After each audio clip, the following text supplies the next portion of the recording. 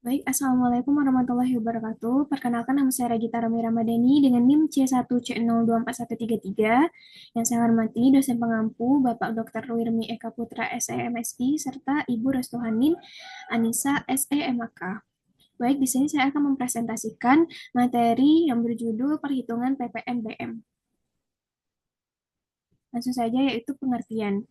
Pajak penjualan atas barang mewah atau PPNBM merupakan jenis pajak yang dikenakan terhadap penyerahan atau impor barang kena pajak yang memiliki sifat kemewahan. PPNBM adalah pungutan tambahan selain PPN yang diberikan pada kelompok barang tertentu yang dinilai memiliki nilai tinggi atau tidak termasuk kebutuhan dasar masyarakat. Pengenaan PPNBM didasarkan pada anggapan bahwa barang-barang tersebut biasanya dikonsumsi oleh masyarakat dengan kemampuan ekonomi lebih besar sehingga tidak bersifat esensial. Selanjutnya yaitu PPNBM dikenakan atas penyerahan BPKP yang tergolong mewah yang dilakukan oleh pengusaha yang menghasilkan BKP yang tergolong mewah tersebut di dalam daerah pabean dalam kegiatan usaha atau pekerjaannya. Selanjutnya yaitu impor BKP yang tergolong mewah. Nah, selanjutnya yaitu PPNBM masukan. PPNBM masukan merupakan pajak atas penjualan barang mewah yang harus dibayarkan oleh produsen atau importir saat mereka membeli atau memperoleh barang yang termasuk kategori mewah, baik berupa barang jadi maupun komponen untuk kegiatan produksi. Selanjutnya yaitu karakteristik PPNBM masukan.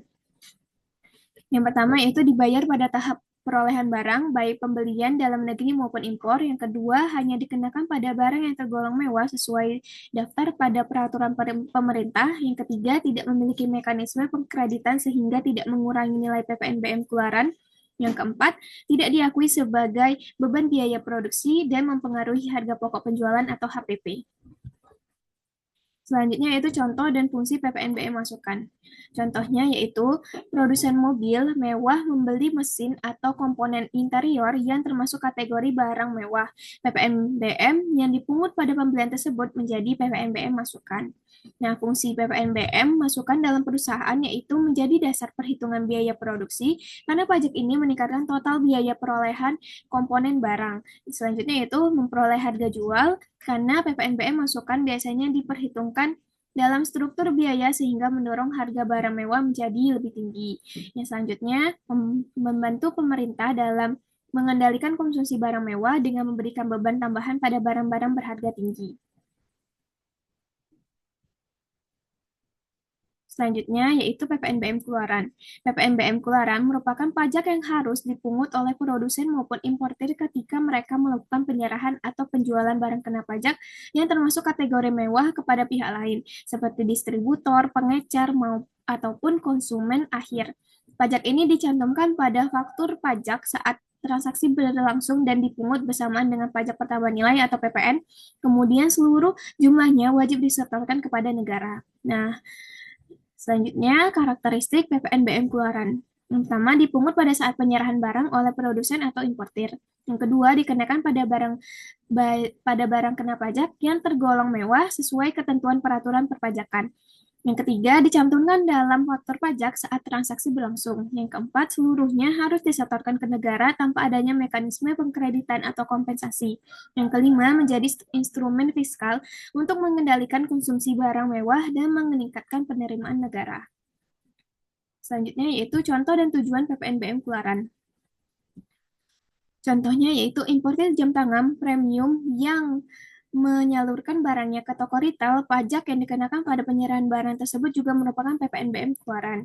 Tujuannya yaitu yang pertama mengatur pola konsumsi masyarakat terutama untuk barang bernilai tinggi, yang kedua mendorong keadilan sosial dengan memberikan beban pajak lebih besar pada mereka yang mengonsumsi barang mewah. Yang ketiga meningkatkan pendapatan negara dari transaksi barang berharga tinggi, yang keempat membatasi impor barang mewah sehingga dapat menjaga keseimbangan neraca perdagangan.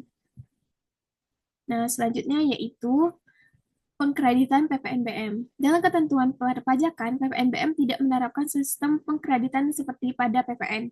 Hal ini berarti bahwa PPNBM masukan yang dibayar saat pembelian tidak dapat dikurangkan dari PPNBM keluaran yang dipungut ketika terjadi penjualan. Dengan demikian, PPNBM masukan sepenuhnya dicatat sebagai beban perusahaan, sedangkan PPNBM keluaran tetap harus disetor seluruhnya kepada negara. Nah, kesimpulan yang dapat diambil dari materi PPNBM ini yaitu merupakan salah satu instrumen fiskal yang diperlakukan pemerintah untuk memberikan beban pajak tambahan pada barang-barang yang termasuk kategori mewah. Pajak ini memiliki ciri khas tersendiri, yaitu bersifat selektif dan final, serta hanya dikenakan satu kali pada tahap produksi atau impor.